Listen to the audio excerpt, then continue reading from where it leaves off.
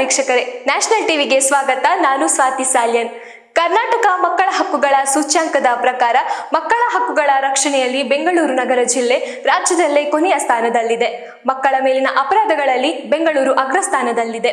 ಕೊಡಗು ಮತ್ತು ಉಡುಪಿ ಸುರಕ್ಷಿತ ಜಿಲ್ಲೆಗಳಾಗಿವೆ ಎಂದು ಮಕ್ಕಳ ಹಕ್ಕುಗಳ ರಕ್ಷಣಾ ಆಯೋಗ ವರದಿ ಮಾಡಿದೆ. ಕರ್ನಾಟಕ ಮತ್ತು ಬೆಂಗಳೂರಿನ ಮಕ್ಕಳ ಭವಿಷ್ಯದ ಬಗ್ಗೆ ಎಚ್ಚರಿಕೆಯ ಗಂಟೆಯಾಗಿದೆ. ಮಕ್ಕಳ ಹಕ್ಕುಗಳ ರಕ್ಷಣೆಯಲ್ಲಿ ಬೆಂಗಳೂರು ನಗರ ಜಿಲ್ಲೆ ವಿಫಲವಾಗಿದೆ ಎಂದು ಕರ್ನಾಟಕ ಮಕ್ಕಳ ಹಕ್ಕುಗಳ ಸೂಚ್ಯಂಕ ಬಹಿರಂಗಪಡಿಸಿದೆ.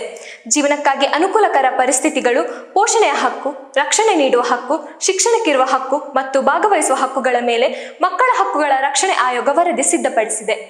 ರಾಜ್ಯದಲ್ಲಿ ಮಕ್ಕಳ ಹಕ್ಕುಗಳನ್ನು ರಕ್ಷಿಸುವಲ್ಲಿ ಬೆಂಗಳೂರಿಗೆ ಕಳಪೆ ಸ್ಥಾನ ಲಭಿಸಿದ್ದು, ಎಲ್ಲ ಜಿಲ್ಲೆಗಳಿಗೂ ಹೋಲಿಸಿದರೆ ಬೆಂಗಳೂರು ಕೊನೆ ಸ್ಥಾನ ಪಡೆದಿದೆ.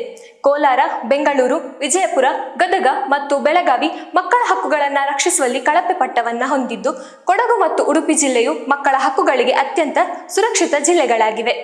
ಬೆಂಗಳೂರಿನಲ್ಲಿ ಹೆಚ್ಚಿದ ಮಕ್ಕಳ ಮೇಲಿನ ಅಪರಾಧ. ಹೌದು, ಮಕ್ಕಳ ಮೇಲಿನ ಅಪರಾಧಗಳಲ್ಲಿ ಬೆಂಗಳೂರು ಅಗ್ರಸ್ಥಾನದಲ್ಲಿದ್ದರೆ ಮೈಸೂರು, ಮಂಡ್ಯ, ಬೆಂಗಳೂರು ಗ್ರಾಮಾಂತರ, ತುಮಕೂರು, ಬೆಳಗಾವಿ, ದಕ್ಷಿಣ ಕನ್ನಡ, ಚಿಕ್ಕಬಳ್ಳಾಪುರ ಮತ್ತು ರಾಮನಗರ ಜಿಲ್ಲೆಗಳು ಈ ಪಟ್ಟಿಗೆ ಸೇರಿವೆ. ಬೆಂಗಳೂರಿನಲ್ಲಿ ಮಕ್ಕಳ ಮೇಲಿನ ಅಪರಾಧ ಪ್ರಮಾಣ ಇತರ ಜಿಲ್ಲೆಗಳಿಗಿಂತ 8 ಪಟ್ಟು ಹೆಚ್ಚಾಗಿದೆ.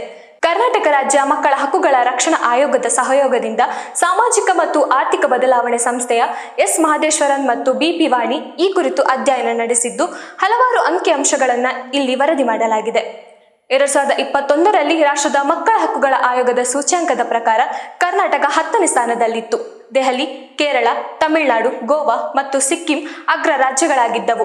ಹೀಗಾಗಿ ಈಗಿನ ವರದಿ ಕರ್ನಾಟಕ ಮಕ್ಕಳ ಹಿತದೃಷ್ಟಿಯಿಂದ ಹಾಗೂ ಬೆಂಗಳೂರಿನ ಮಕ್ಕಳ ಹಿತದೃಷ್ಟಿಯಿಂದ ಎಚ್ಚರಿಕೆಯ ಗಂಟೆಯಾಗಿದೆ. ಯಾಕಂದ್ರೆ ಬೆಂಗಳೂರಿನಲ್ಲಿ ಜನಸಂಖ್ಯೆಯು ಜಾಸ್ತಿ ಇದೆ, ಅದರಲ್ಲೂ ಹೆಣ್ಣು ಮಕ್ಕಳ ರಕ್ಷಣೆ ಅಂತ ಬಂದಾಗ ಬೆಂಗಳೂರು ತುಂಬಾ ಹಿಂದೆ ಇದೆ ಎನ್ನುವುದು ಗೊಂದಲದ ವಿಷಯನೇ.